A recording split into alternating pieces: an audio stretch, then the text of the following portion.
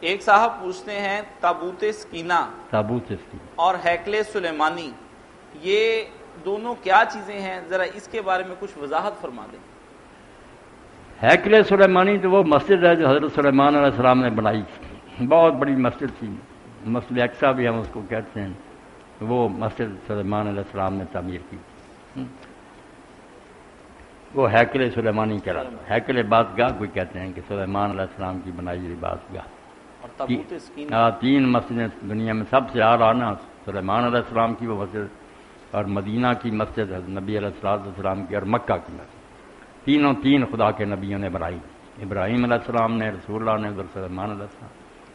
ان کا درجہ باقی مسجدوں سے اعلیٰ، باقی صرف کسی مسجد کے لیے جانا نا کہ دہلی کی دیکھنی، وہ سیر سپاٹا الگ ہے، اگر جائیں نا ثواب کے لیے تو گناہ گار ہوں گے آپ۔ ان مسجدوں کو کیا وہ سب کی برابری جیسی ہمارے محلے کی ایسی دہلی کی ہے۔ یہ تین مسجدیں اعلیٰ، مسجد نبوی، مسجد اقصیٰ اور مسجد حرم۔ مسجد حرم میں 1,00,000 نماز کا ثواب ہے، مسجد نبوی میں 1000 کا، 50 نہیں کہنا، 50 بھی کئی حدیثوں میں لکھا ہوا وہ نہیں صحیح ثابت، 1000 اور مسجد اقصیٰ 250، 250 نماز، 250، 1000 اور 1,00,000، اتنا فرق ہے نمازوں میں۔ ماشاء اللہ۔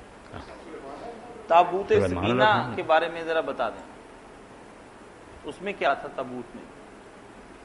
تابوت سکینہ جو تھا نا وہ ایک تابوت بنایا گیا تھا، اس تابوت میں تبرکات تھے، موسیٰ علیہ السلام کے ہاتھ میں جو عصا ہوتا تھا چھوٹا جو سام، وہ بھی اس میں رکھا گیا تھا، تورات شریف کا ایک نسخہ بھی لکھ کر اس میں موسیٰ علیہ السلام نے رکھوا دیا تھا، جو من اور سلوا اترے تھے جو جنگل میں خوراک ملی اس کا بھی نمونہ تھا کہ امت دیکھتی رہ کر آپ کے کیا نام ہے۔